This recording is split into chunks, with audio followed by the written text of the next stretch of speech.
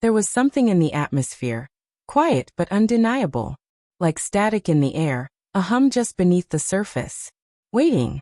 I couldn't tell you the exact moment things shifted, only that they did. Slowly, silently. A change I didn't want to name but couldn't ignore, even when I tried. A pull I told myself wasn't real, that I pushed to the back of my mind, until it kept finding its way forward. It hadn't always been this way. Liam was just my husband's son. A kind young man. Polite. Respectful. The kind you'd feel comfortable leaving your keys with. Asking to water the plants when you're gone. For years, that was all.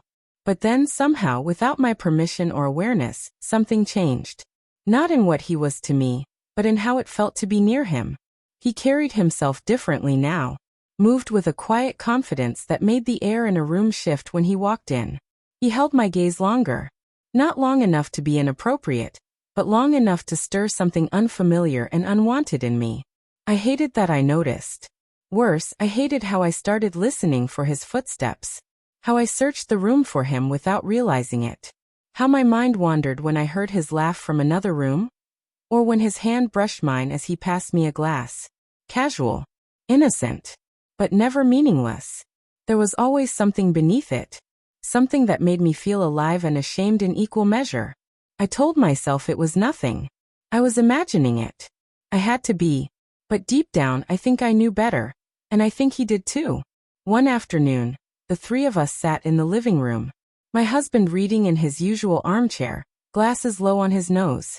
Liam was next to me on the couch. Not touching, not quite. But close. Too close. I could feel him. His presence, the quiet heat of his body beside mine. The sound of his breathing. I kept my hands tightly folded in my lap, because I didn't trust myself. Not anymore. Because when I looked at him I didn't see a boy. I saw a man. A man who looked back at me with an intensity that made my skin tighten, and my breath falter. He glanced at me when he thought I wasn't looking. But I saw it. Every time.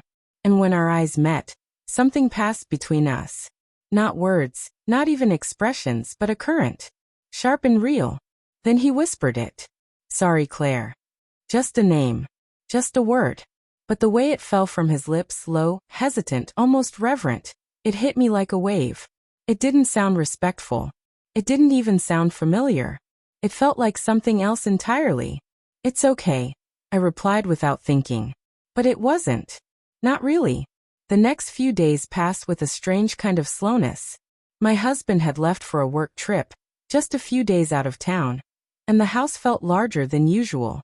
Too quiet. Too still. Just the two of us now. I tried to stay busy. Cleaning. Cooking. Folding laundry that didn't need folding. But he was always there, in the background, just close enough to blur the lines I was trying so hard to hold. I was in the kitchen one afternoon, chopping vegetables with a focus I didn't feel.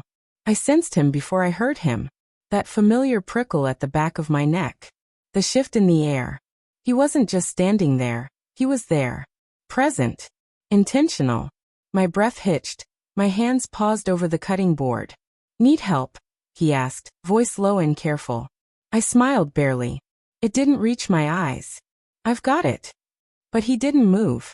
He stayed where he was, hovering at the edge of my awareness, like a held breath. And then his fingers brushed my arm. A light touch. Measured. Deliberate. My body tensed. It wasn't an accident. I knew that. So did he. And when I turned to face him, I saw it written across his face. Desire held back by the thinnest thread. He didn't speak. Didn't apologize. Just let his hand linger for a second longer than necessary, before pulling away. As if nothing had happened. But everything had. That night, I sat alone in the living room, lights dimmed low, the TV playing something I couldn't follow. My thoughts spun with every moment, every word, every glance we'd exchanged. I should have said something. Should have set boundaries clearer than glass. But I hadn't. And deep down I understood why. I didn't want to. I didn't even hear him come in until he was behind me again. We should talk, he said gently. My throat tightened. I didn't trust my voice, so I said nothing. I know this is complicated, he added. But I can't pretend. Not anymore. I turned to face him. And what I saw in his eyes made my heart stop. Fear, restraint, hunger. Not reckless, but real. I wanted to say something to break the tension, to untangle it all. But the truth pressed hard against my ribs. I didn't want to untangle it. I didn't want to go back to pretending. He stepped forward. Just once. Then another. I'm not trying to ruin anything, he whispered. But I feel this and I know you do too.